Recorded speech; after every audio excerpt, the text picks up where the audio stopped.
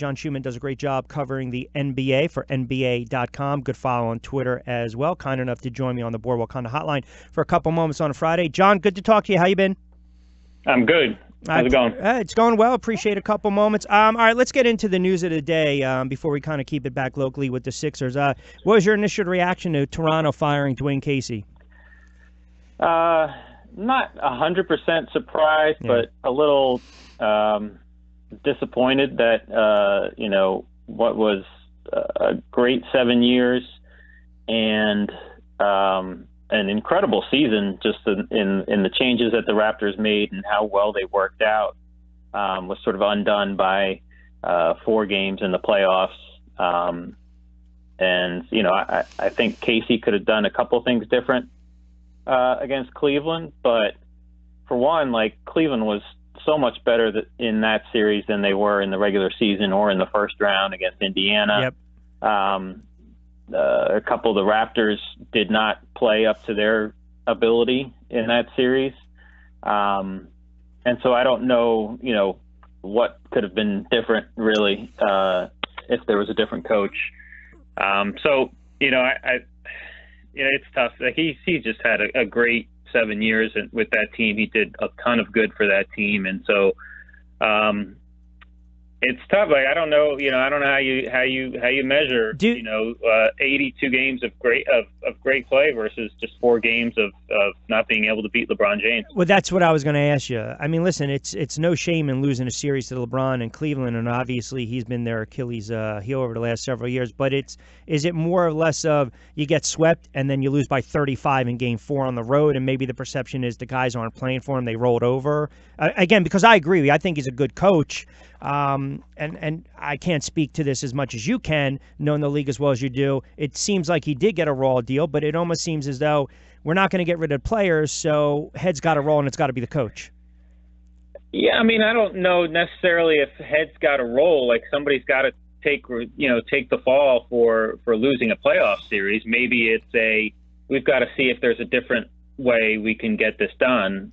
And maybe, the first thing I thought of is, maybe a personality like Jerry Stackhouse could have sort of helped that team get over its sort of, I don't want to say fear isn't the exact word, but fear of LeBron James. Yep. The sort of backing down from LeBron, right. And then not in a confrontational sense, but just in that mental block. Yeah. Yep.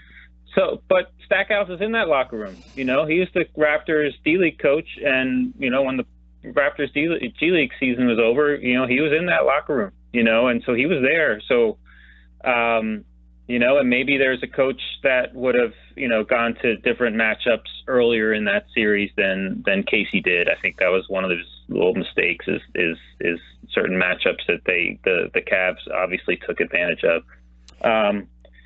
But, I don't know what the solution is. I'm curious to see, where they go from here. Is it more impressive to you what Brad Stevens has done as a head coach, losing his 2 best players and, again, making this run into the Eastern Conference Finals, or watching what LeBron has done this year when, in essence, he's played with 2 or 3 different teams? It's a great question. I don't know if there's any comparing a player and a coach. No, it's a loaded question. Yeah. That's why I asked you. It shows the greatness that is Stevens, but also it's remarkable to watch what LeBron is doing. That's kind of my point. But LeBron's not completely innocent in regard to the issues that the Cavs went through during the regular season. And if you watched a lot of their just bad defensive games and bad defensive possessions, he was right in the middle of that. And so, but he's done what he does. I mean, the reason he's as good as he is he has learned how to sort of pace himself during the regular season and then become just a much better player in the playoffs. And we've seen it especially the last 2 years where the Cavs have sort of had disappointing regular seasons and then just rolled through the Eastern Conference. We'll see if that continues in this next series. And then Stevens, he's really good, and it's also what the Celtics have done has also just speaks to their talent as well. I mean, it's not like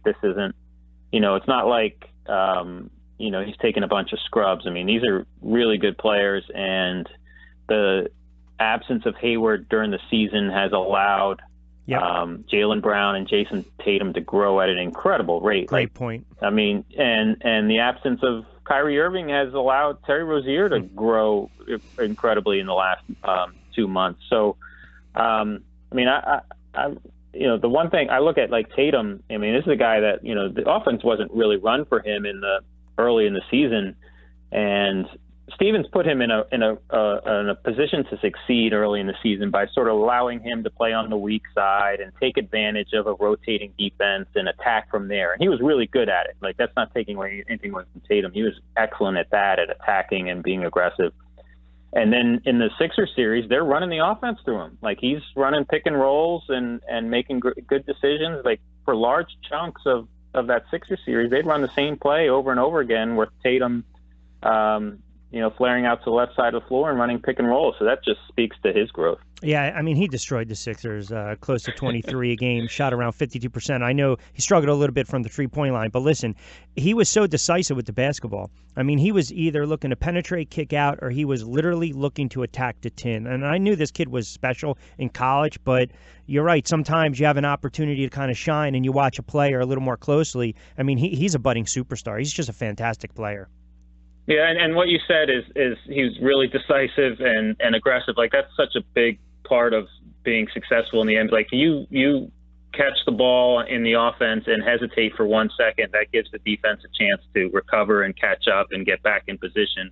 But with Boston, who moves the ball a lot, with Philly, you got to make quick decisions. And, like I said, from early in the season when they were just sort of letting him play on the weak side and attack, he was quick and decisive, and he knew when to shoot with space and time, and he knew when to attack a closeout, and he knew where he was going all the time, and that that was from day one, and he's been fantastic, and he's only getting better and better.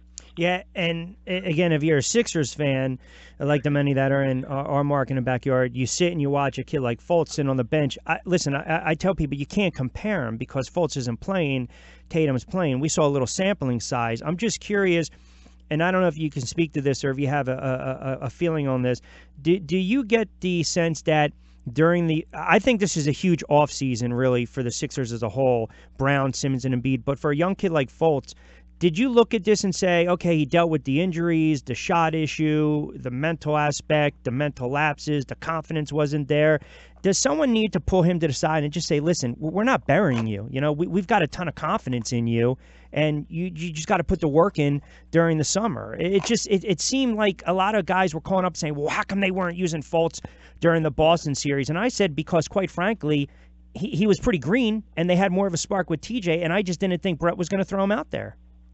Yeah, I mean, they gave him a shot in the Miami series where it was like, all right, give him 5 first-half minutes. We'll see how that goes. And if it goes well, then we'll give them another 5 second-half minutes. And, so that was the case in the first couple games. And then there was a game where he got only first-half minutes, and then that was it. He didn't even get the first-half minutes, I think, in game 4 or 5.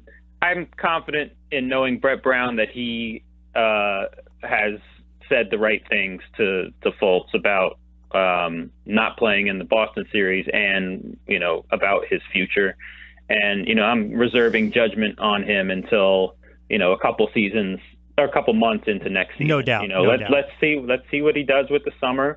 And let's see how he starts to play, once he starts to play regularly again next season. And obviously he still has to get back some confidence in his jump shot, because even in the games he played, in the regular season, he didn't look confident shooting from beyond 15, 16 feet. So that's still a huge part of it. But as far as look certainly confident in his ability to get to the basket, and that's huge.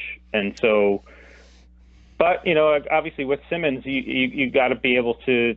One of those guys has got to be able to shoot. So it's a huge summer for Simmons as well. I agree. I think Boston exposed his flaws in that series. So, it's going to be fascinating to see how both those guys play. Both those guys develop over the next, 10 months or so. Yeah, Simmons definitely has to develop that short jumper as well, at least try to draw that defense in, and then he can put it on the floor. Last one before I let you get out of here. Western Conference Finals, I think this is going to be a wonderful matchup. I'm not the biggest fan of the Houston Rockets, but I can appreciate this team that gets out there and they score. They're playing much better defense, obviously, in the postseason.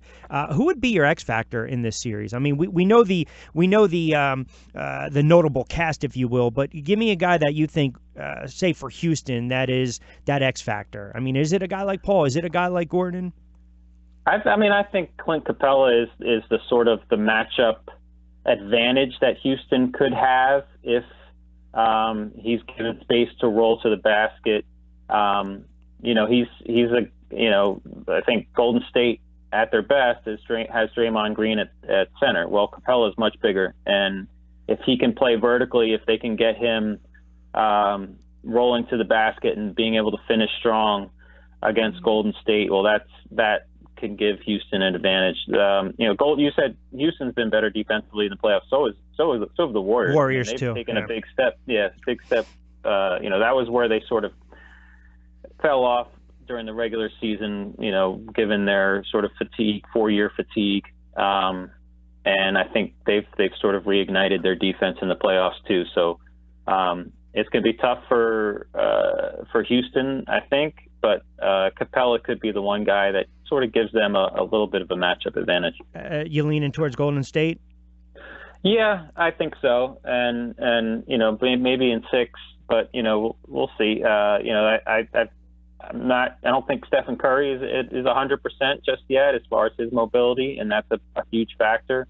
But I like what I've seen from Golden State in with their defense. I mean, New Orleans was the number 1 offensive team in the first round, and the Warriors just shut them down in the conference semis. So that's a huge sort of factor in my trying to predict this series. Yeah, the numbers game, I think it was with the Jazz and Pelicans, I think it was 7 and then 16.2 fewer points per 100 possessions. We're talking about, obviously, the Rockets and Golden State, respectively. And then Eastern Conference, we're going to get a finals rematch. You like Cleveland getting by Boston? It's a good question. I mean, it's tough, like I said, to evaluate the Cavs because they weren't very good in the regular season. Right. They weren't very good in the first round, and then they clobbered the Raptors. Like, okay, who are you? yeah, exactly. And the Celtics, I think, have just been the better team if you just take what they've done, and obviously they match up better with Cleveland than Toronto did, with Horford able to defend Kevin Love and their bigger wings able to stay in front of LeBron better than any other team can. They should be able to stay at home on their shooters. And so I think it's going to be an interesting one, and I just don't know what to think of the Cavs. But it's tough to pick against LeBron at this point. Right, and it always goes back to that conversation, right? Number 23. So I think we're in store for 2 very good finals, and I think either way the NBA will be happy with it. I would love to see that another rematch with Golden State and Cleveland. So, John, I've held you enough. I appreciate a couple moments and some great insight. Appreciate you jumping on board. Hopefully we can talk during the finals as well. Sure, no time. Anytime. You got it. All right, John Schuhman joining us on the Boardwalk Hunter Hotline. Good follow on Twitter at John Schuhman as well.